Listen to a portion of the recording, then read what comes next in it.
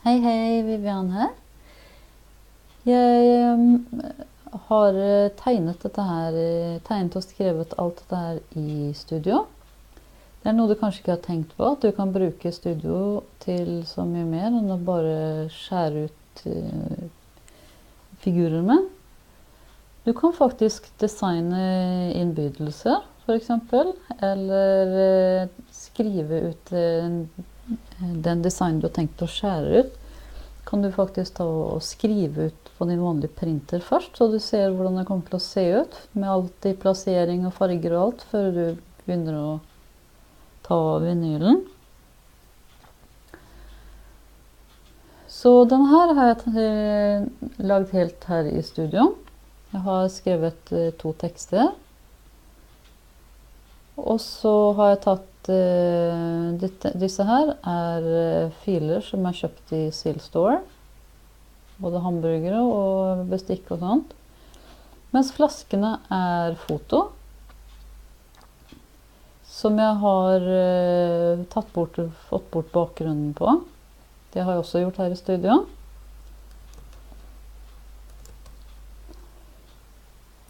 Og så har jeg lagt på en liten ramme rundt. Det bare også en helt vanlig sånn her firkant som jeg tegnet.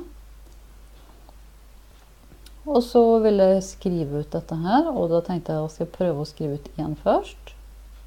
Og se hvordan den blir, om allting blir rett, for når dette her jo kuttefiler.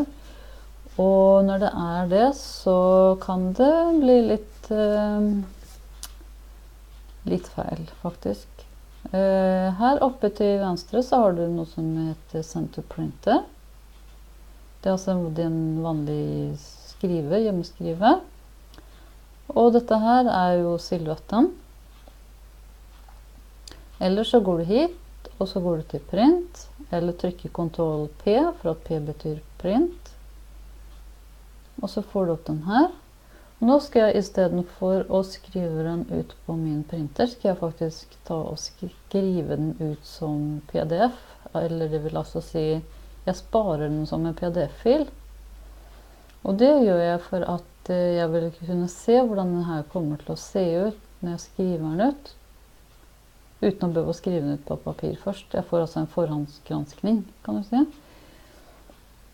Det går jo an også å krysse i her på innstillinger at du vil ha en forhåndsgranskning før du skriver det ut på din vanlige printer også.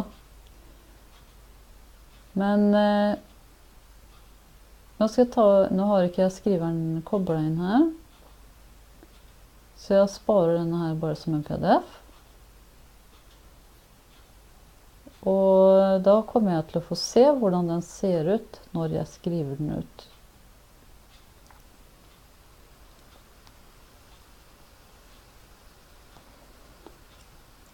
For i og med at alt som ligger her nå egentlig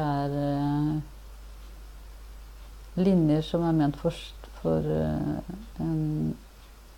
å skjæres ut, så kan det bli litt feil.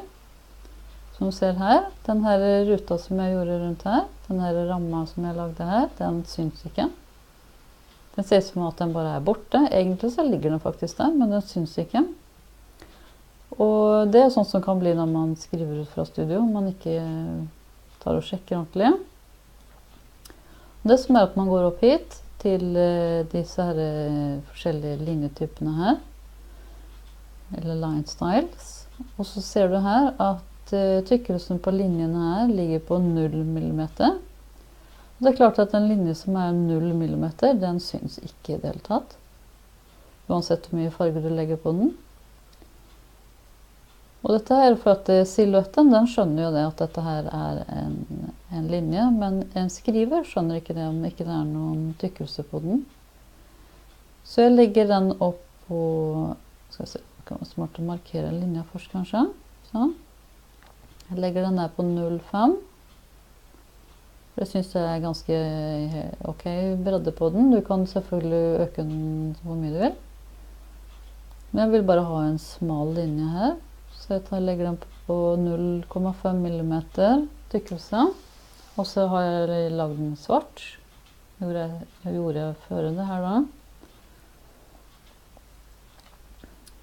Den altså, oi, ikke dør. Ikke fylle den med farge, så virker det. Linjefargen her svart. Sånn. Og så når jeg nå tar og så stenger den her. Sånn. Og så prøver jeg å printe den ut igjen.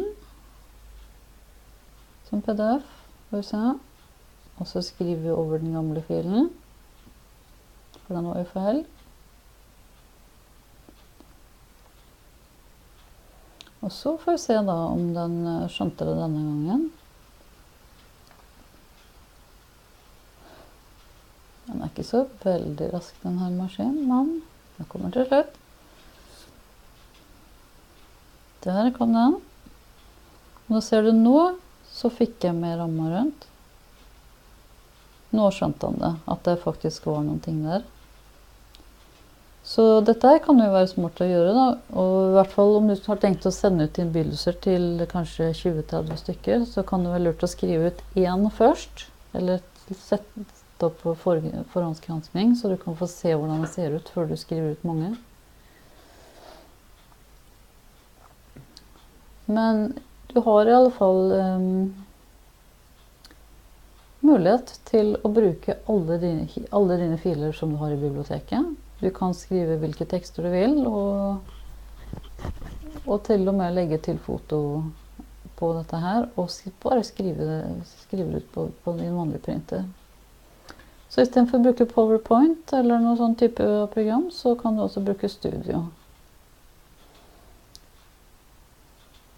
Og som sagt, skal du lage en sånn her fødselstavle eller noe sånt, så kan du ta og skrive ut et eksemplar først, og se hvordan alt ser ut før du begynner å kutte vinylen.